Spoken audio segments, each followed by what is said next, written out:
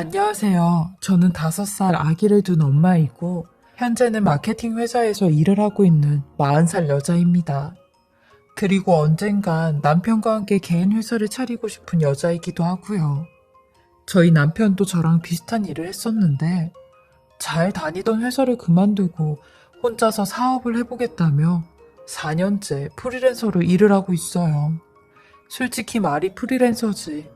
한 달에 일이 1건 내지 2건 정도 있을까 말까 하죠. 그것도 제가 아르마리로 물어다 주는 일이 전부예요.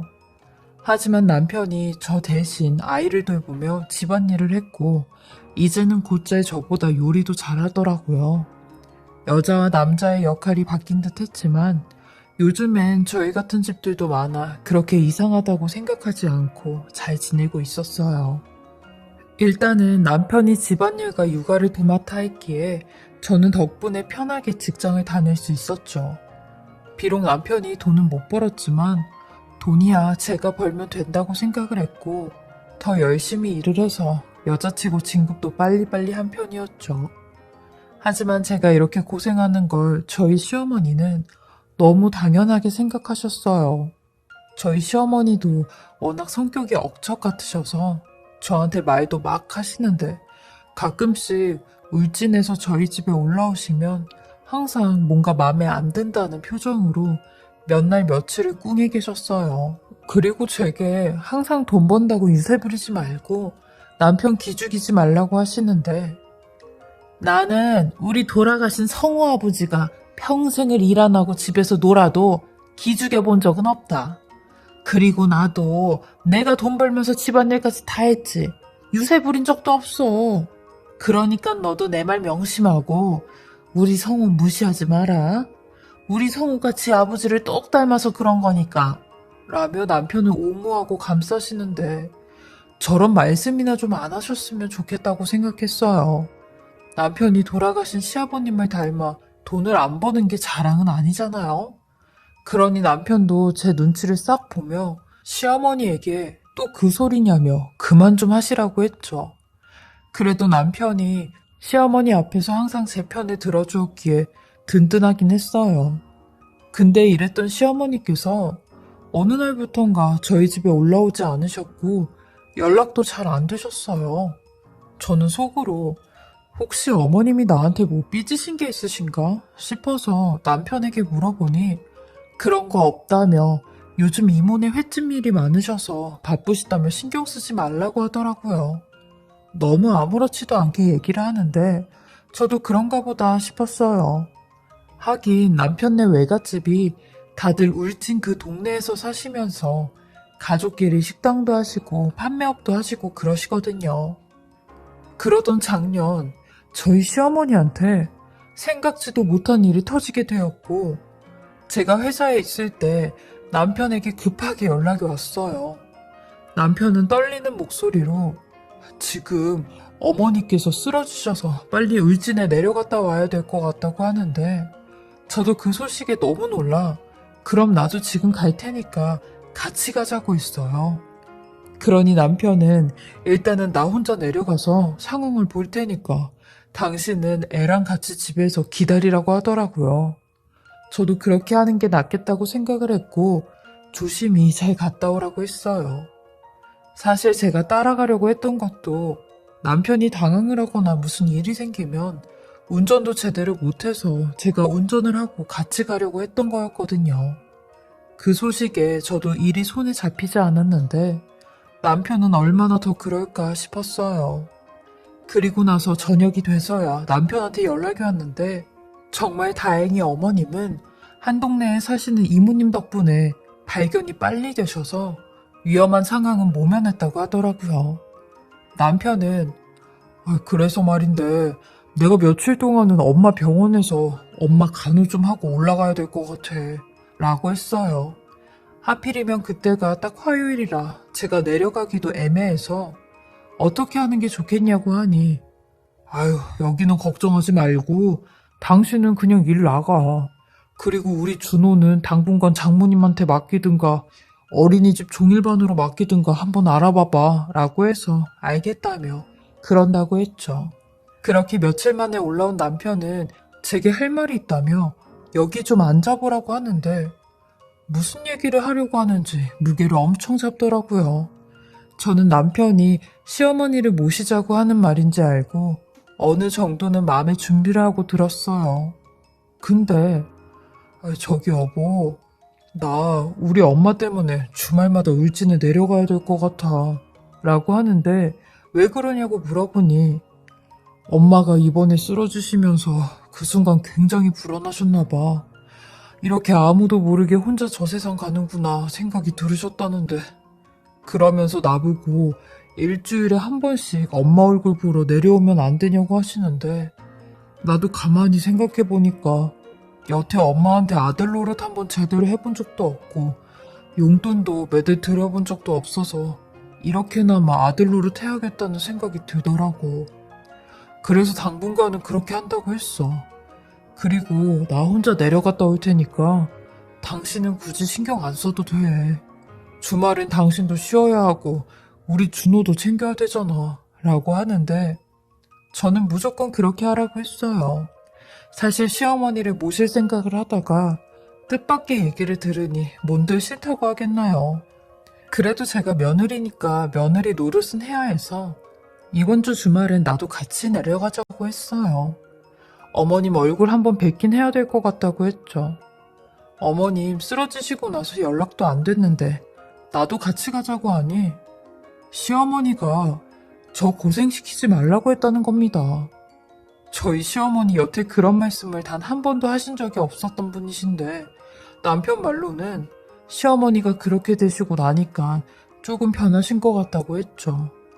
어찌됐든 저는 금요일 저녁마다 남편을 울진으로 보냈고 일요일 저녁이 돼서야 남편이 집에 들어왔어요.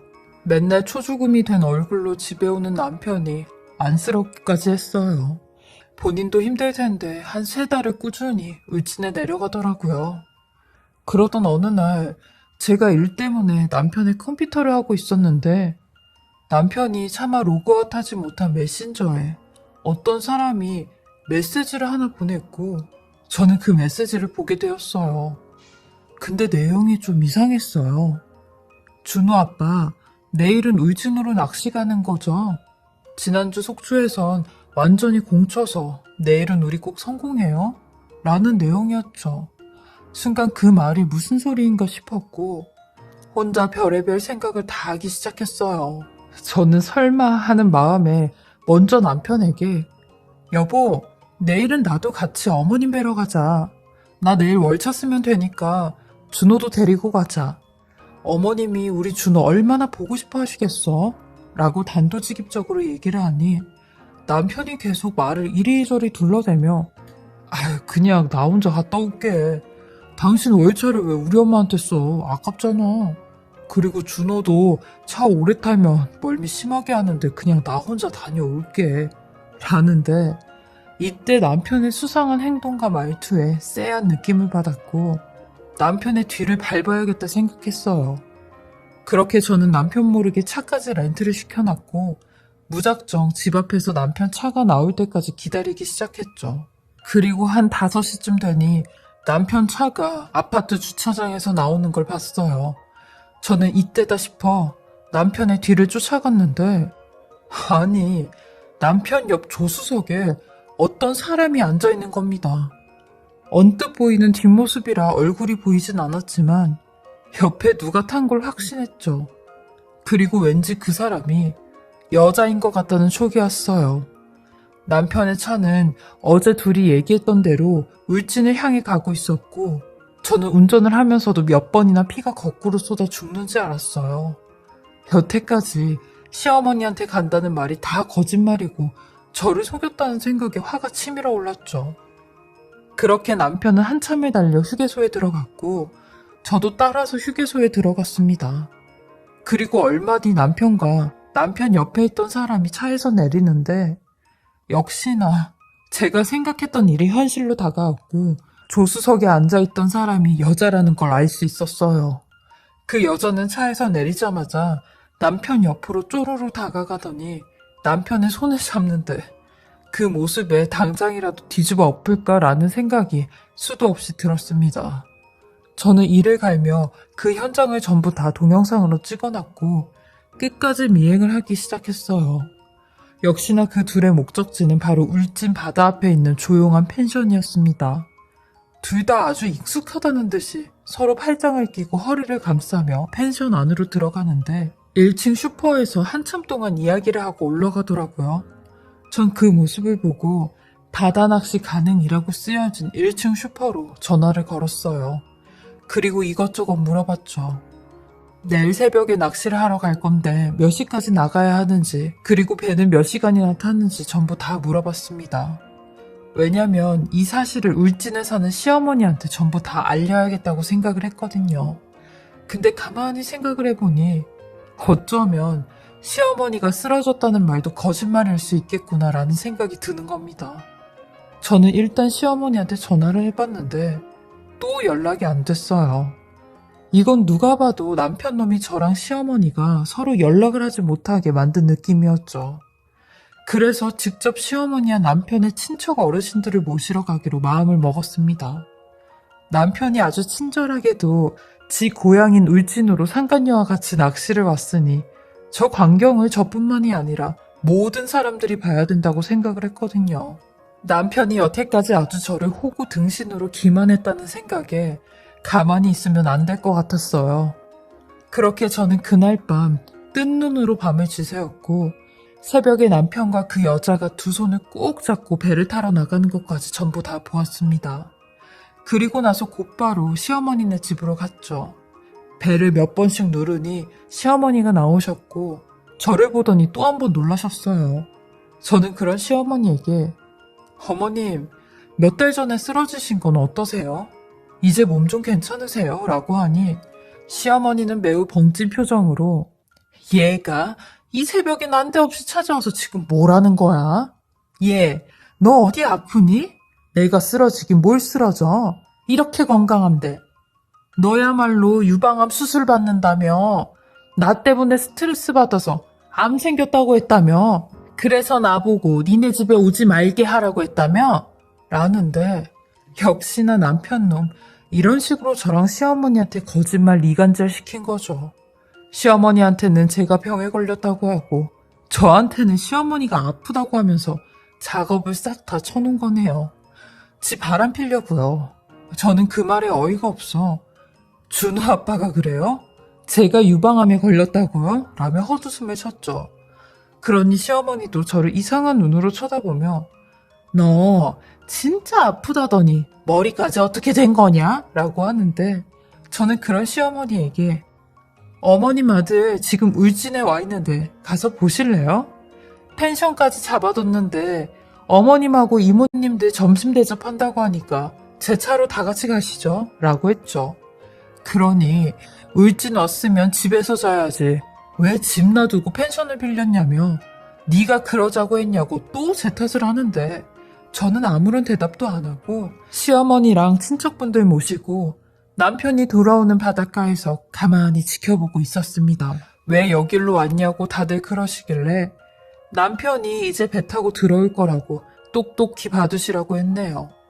그리고 몇 분 뒤 남편이 타고 있던 배가 들어오기 시작했고 저 멀리서 남편놈과 그 여자가 서로 부둥켜 안고 있는 모습이 보이는데 저는 배가 어느 정도 가까워질 때쯤 남편의 이름을 부르기 시작했어요.